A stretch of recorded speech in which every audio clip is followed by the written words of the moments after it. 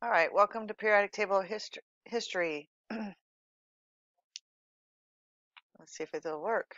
Okay, this is all about the history of the periodic table. So you're going to take notes. Make sure you have the main people and what they discovered and how they organized the periodic table. So you're going to list one of the earliest contributors to discover the elements, explain triads and who developed the periodic table of elements, explain the law of octaves and who developed this table of elements, and explain the first real periodic table and who developed this table of elements.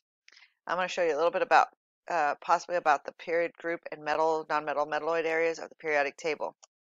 All right, in 350 BC, Aristotle said there were 4 elements: fire, water, air, and earth. Okay.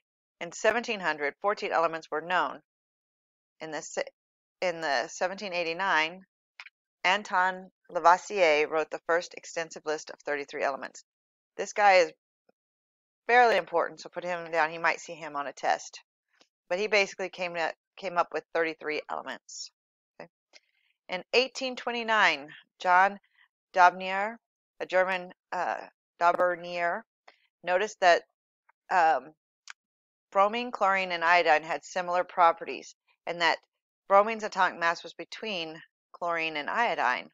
And he found that 3 other groups were with similarities that had the same type of similarities, and he called them triads. Okay, so there's the triads. So make sure you write this guy down. Okay. All right. Other triads he found were that calcium, strontium, and barium, and sulfur, selenium, and tellurium. He found this one, lithium, sodium, and potassium. So here are the other triads that he found. Don't need to write those down. Just know that you'll notice them eventually when we start working with the periodic table. Okay. In 1864, John Newlands arranged the known 62 elements from lightest to heaviest. So here we are beginning to start organizing our elements. Okay. And then he also noticed that every 8th element had a similar chemical property. Their properties were repeating. This became known as Newlands' law of octaves. So this right here, I want you to know. Okay. You can write down a little bit about John Newlands, but I won't ask you probably about John Newlands. Just know that it had the law of octaves, which we'll go into later on, calling the when we talk about eights. Okay. In 1869, this guy right here, Dmitri Mendeleev, write his name down, circle it, star it, whatever. He organized the elements by atomic mass and also by their properties. Okay.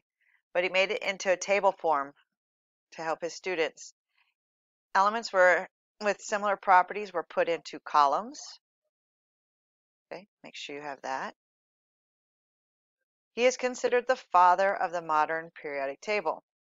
So he is the main guy that everybody else started doing something, but he's the one that kind of came up with an idea to put it into properties and mass. Okay. He did leave some blanks for missing elements. He did leave blanks for missing elements because he said there are probably still more out there that we don't know. There are places where heavier elements were put before lighter elements because of properties.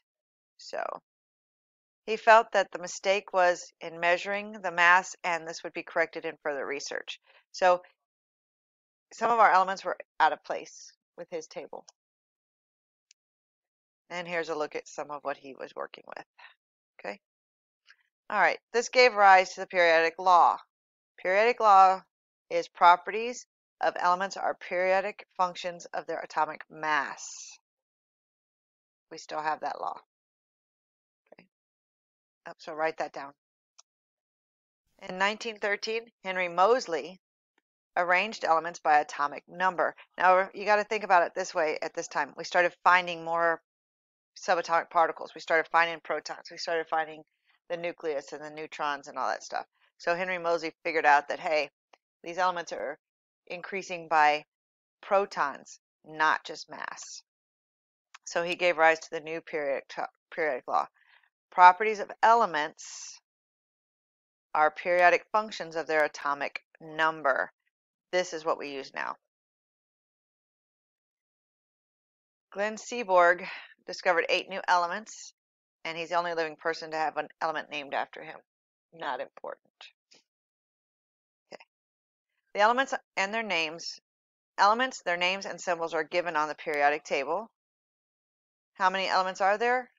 This is actually not correct anymore. There's 118. They found the last one not too long ago. 82 elements are occurred naturally on the Earth. Gold, aluminum, lead, and carbon. 35 have been created by scientists. That's actually not correct anymore. But just know that if it is man-made,